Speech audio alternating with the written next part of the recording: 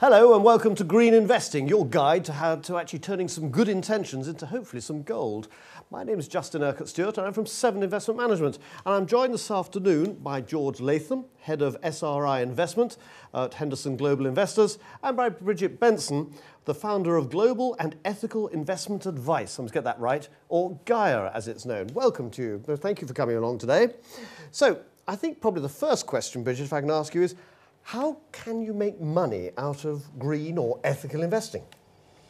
Well, I'll take a deep breath before I answer that one with stock markets the way they are at the moment. But as long as you've got diverse investments, and as long as you are a medium to long-term investor, and as long as you've got the right balance between deposit funds and non-stock market correlated funds, and a good spread of ethically and environmentally screened funds, then you can make money over the medium to long term. You make it sound very easy.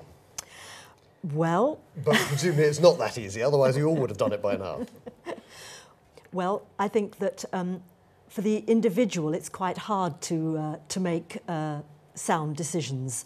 And it can take a very long time for the individual to find out, the best selection of companies.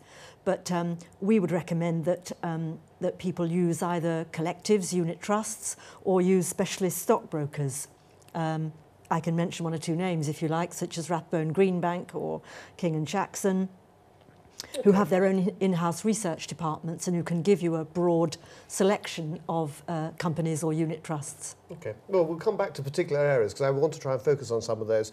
George, can investors in the long term really expect to get the same sort of returns? Because it's much easier to be able to identify maybe some of the sort of sexier companies which may not be quite so sustainably or ethically correct.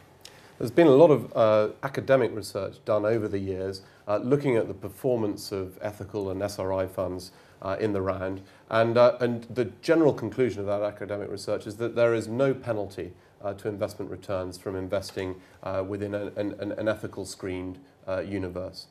From our perspective at Henderson, we think that there are really 4 factors that influence the performance of a fund. We call them sustainable and responsible investment funds. Firstly, as common with all investment funds, there's the skill of the fund manager in terms of his own or her own stock picking. And that is true in the SRI funds universe as much as it is in the mainstream investment universe.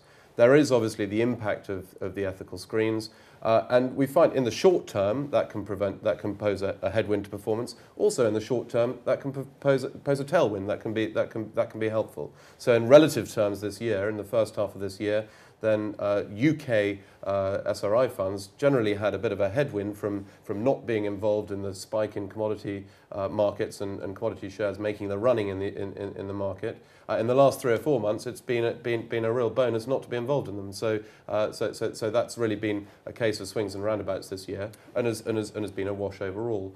The 2 factors that we find are really fundamental, and where we look at the issues and we think that traditional investors miss. Firstly, we look for companies that are providing solutions to sustainability problems. We call them industries of the future themes. We look for companies where they face growing end markets because the nature of their business is that they are providing a solution either to a social problem such as healthcare or education, or to an environmental problem such as cleaner energy or resource efficiency. The last aspect, just to round it off, is looking at how companies are run, and that's traditionally referred to as corporate responsibility. And that's looking at the manner in which a company and the management of a company addresses the threats that are posed to that company from a shift in the basis of the economy to sustainability. And that's generally a very good indicator of how well companies are run and will lead you away from making bad investment decisions often. So there's some good discipline rules there as how to go about it. But Bridget, when it comes to actually looking at your portfolio, this particular year, risk has been obviously extremely important with the ordinary stock market being, say, erratic. How can you measure risk when you're dealing with these areas? Because they don't seem to necessarily go by the same rules that would apply in the rest of the market. Do you mean the individual shares within an ethical portfolio? Well, the client will have a particular level of risk. They may be more defensive or less aggressive. How can you match that in sustainable terms? it's perfectly possible. For example, we have clients in retirement who would be kind of relatively low-risk income investors. Now, there are a whole range of interesting, relatively low-risk options. For example, not just sort of ethically screened income funds, but, for example, European Dutch railway bonds, microfinance bonds, and so on, which are backed by their governments, which produce a very good level of income and are investing in housing or the infrastructure in a range of European countries. And you can measure the level of risk there for the client? Absolutely. Okay. So there are, you can really meet, you can find an ethical portfolio to meet every investor's attitude to risk. Let's talk a bit about climate change. George, what companies do you feel are best positioned to actually benefit from the issues about climate change? We approach climate change in our investing in 4 ways. Firstly, as I mentioned before, we look for companies that provide solutions to sustainability problems. So we look for companies which are providing a solution in part to the climate change problem. Such as? So that might be a company that is providing a clean energy technology, such as a wind power company or a solar power company. Or it might be in a big part of the equation in terms of addressing climate change is around, from an energy perspective, is around efficiency and reducing the amount of demand there is for energy. So providing solutions is an important part. The second part is looking at companies in traditional sectors and how they're addressing the risks that climate change pose to those companies. And so there are risks to the performance of companies in the long term within the retail sector, within manufacturing sectors, within traditional companies as well. And so picking the companies that are best positioned for those risks is an important part of it. And important, the last two aspects that we also spend a lot of time engaging with at a policy level with government and through NGOs for better policies to address climate change, using our position as stakeholders and in the debate as investors.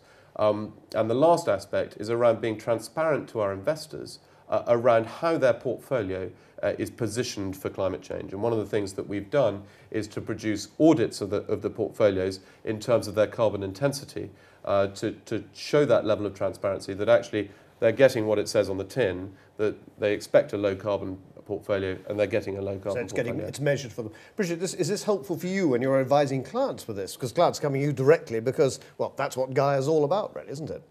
Absolutely. Well, we try to use the most respected, established ethical funds, those that have in-house research, those that do engage with companies, because while our clients want to avoid the worst kind of companies invested in the arms trade or who don't respect minimum wages and so on, they also realise that we need socially, environmentally progressive companies, you know, mainstream companies. So they love to hear about the engagement stories, how fund managers and NGOs have been to see Tesco's or GlaxoSmithKline and so on. So they really like to know that engagement is going on to try and improve the social impacts of companies. And do you recommend clients to go directly into individual stocks, or would you prefer them to actually go via a fund? For those who've got modest sums of money, I mean, for example, up to 100,000, anything from, you know, a couple of thousand up to 100,000, we would say that collectives, unit trusts, and so on are by far the best route, the most recommended route. For those who are fortunate enough to have larger lump sums, 100, 150,000 upwards, then we can, working with a stockbroker, design an ethically screened share portfolio for them, which can include mostly shares and maybe a few international ethically screened unit trusts. And these also very attractive, lower risk government bonds, for example. Right. I should just mention many ethical investors aren't that comfortable investing in UK Treasury stock because of the typically 10% expenditure on arms and defence. Well, we don't, after all, have a green government. We've got a red one, haven't we, I suppose, by its colour. All right, well, Bridget Benson, George Nason, thank you very much for joining us this afternoon. Until next time, and look forward to seeing you then on Green Investing. Thank you. Goodbye.